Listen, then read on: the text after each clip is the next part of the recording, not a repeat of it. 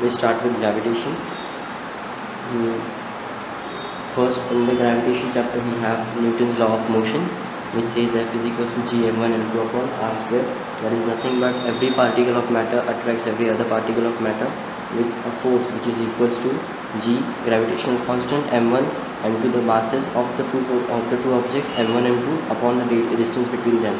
Suppose we have two masses m1, m2 of matter, and they will attract each other with a force which is equals to m1 m2, the weight of the objects, upon r square, that is the distance between them, where g is the gravitational constant 6.67 into 10 raised to minus 11 Newton meter square per kilogram square. Okay, the value of g is 6.67 into 10 raised to minus 11 Newton meter square per into upon kilogram square. Okay, next we have the acceleration due to gravity. The amount of gravity which acts on the earth's surface or at the height or at a certain height edge. So if we are on the surface of earth, suppose we have a body of mass m, small m, and we have the mass of earth.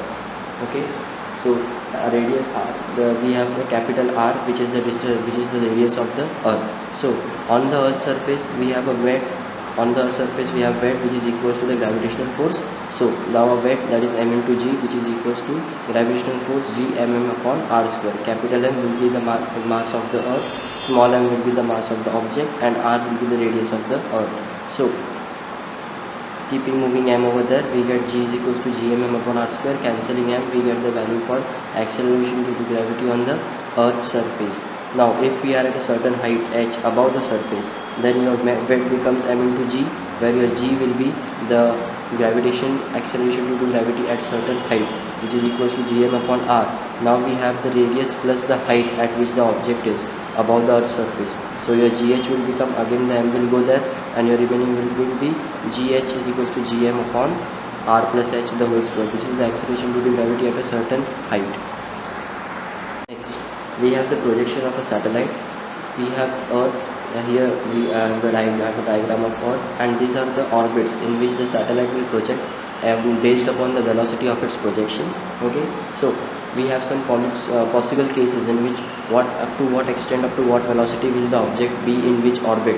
Okay, if the velocity of the projection, suppose if the velocity of the projection is less than the critical velocity, if the velocity of the projection, there are two velocities basically, critical velocity and the escape velocity. Critical velocity is that velocity of projection that must be given to a satellite at a certain height so that it can revolve in a circular orbit, okay, around the earth. That is like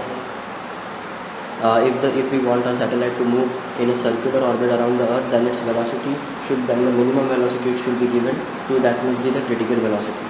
Escape velocity is that velocity with which the body should be projected to the surface of the earth so that it escapes from the earth's gravitational influence and will wander itself in the space. Okay, that velocity at which the satellite will move from the earth's gravitational influence. Okay, so we have two velocities. Depending on those two velocities, we decide the path of the satellite around which in which orbit the satellite will be. Okay, so we have certain possible cases.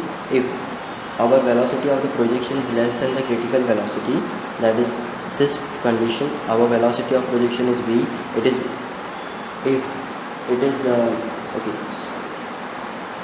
Our velocity of projection is less than the critical velocity, that is v is less than critical velocity, vc. Okay, then the satellite moves in an elliptical path. Okay, now if our velocity of projection is equal to the critical velocity, that is v will be equals to the critical velocity, then it will move in a circular path. Okay, if the velocity of projection is greater than the critical velocity but it is less than the escape velocity, then it will move in an elliptical path. It has to be greater than the critical velocity, okay, but less than the escape velocity, so it will move in a elliptical path. Next, if it is equals to the escape velocity, if the velocity of projection is equal to the escape velocity, it will move in the parabolic path like this way. Okay, and if that is greater than the escape velocity, then it will be a hyperbola path, it will move outside from the earth's gravitational influence. We have the Kepler's law of motions. These are the laws made by a scientist called Kepler. These are the planetary laws of Kepler's. There were three laws. Basically, the first law is the law of orbit. It states that every planet revolves in an elliptical orbit around the sun, with the sun situated at one of the foci of the ellipse. Basically, if the sun is situated over here, then every planet revolves around the sun in an elliptical format. That which the first law states. Second law states that the law of equal areas. The radius vector drawn from the sun to the planet sweeps out equal area in equal interval of time. That is the distance from the earth and the sun, or from any planet to the sun, it will sweep out equal area in equal interval of time. That means the distance between the earth and the sun will be at that particular time will be same.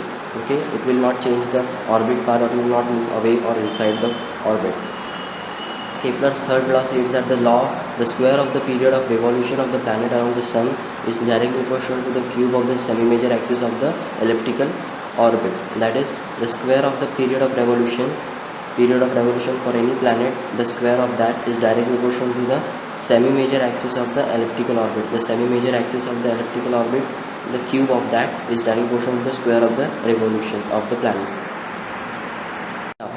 We have the variation of g, the gravity acceleration due to gravity, that is due to the altitude, latitude and depth. We will see the g in these three cases. When it goes up to an height above the earth's surface, when it comes down, does the g increases or decreases? At the latitude, when it is at the equator, when it is at the poles, does the g increases or decreases? Or at the depth, that is when it is at the center of the earth, does the g increases or decreases? That we'll see. Okay, so first we'll see the variation in g with the altitude. Suppose we have the acceleration to gravity on the surface of earth is this, and at a height it is this. We have the formulas, so we compare the ratios of those and we get this major formula, that is g at a height, which is equals to gr upon r plus h. Here we say that the acceleration due to gravity,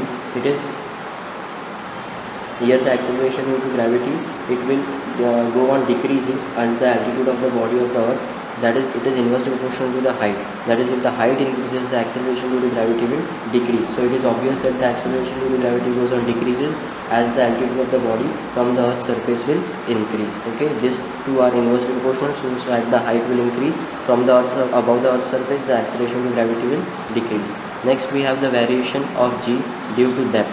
What if the body goes at the center of the earth? Okay, what if the body we have is at the center of the earth? For that we'll consider the density of the earth, that is, we have the mass upon volume. We already have the formula g is equals to gm upon r square, where the mass will becomes volume into rho, where m becomes volume is 4 pi r cube, r is the radius of earth, into rho will be the density. So this mass factor will put in this formula, we get the acceleration due to gravity with respect to the density is this. Now we have g is equals to 4 pi r rho g at a depth d. If suppose this is the earth, okay, and we have the radius total r of the earth, and this is its depth. Okay, at the depth, so r minus d becomes your distance from the depth. So at the gravity acceleration to gravity at the depth will become g 4 pi r minus d cube, that is the distance r cube, into rho density upon r minus d the whole square, that is your distance. Okay, so acceleration due to gravity at the certain depth will be g into 4 by 3 pi r d minus d. So we compare the acceleration at the depth and at the surface. So we have this formula. So if at the earth center the distance d becomes equals to r, if d becomes equals to r, then we have a big 0 over here. So the acceleration due to gravity will be 0. So if suppose if a body of mass m is taken to the center of the earth, its weight will be equal to 0, but the mass of the body will not be 0. Its weight will be equals to 0. Okay. Next we have variation of g due to latitude. Okay. Now here in this case latitude, we will consider three cases. We have the equation for acceleration due to gravity at different locations. The theta will be the angle which it will form with respect to the center when it is when the point P is at the equator or at a certain angle, or it will be at the pole. Suppose if it is at the equator, the angle theta will be equals to psi will be equals to 0.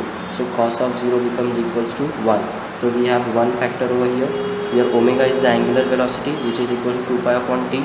So 2 pi upon t, t is the time taken for the revolution, that is 20 to 60 into 60, that gives you 7.275 into 10 raised to minus 5 radians per second. So the change in the acceleration due to gravity is equals about 0.0386. So it is a 0.0 factor, that is a very much less acceleration due to gravity on the equator. Okay, now if we go to the poles, suppose we are at the poles now. At the poles the angle will be theta, which is equals to 90. So cos 90 becomes equals to 0. So all we left with g. So the acceleration due to gravity will be maximum at the poles and it will be minimum at the equator.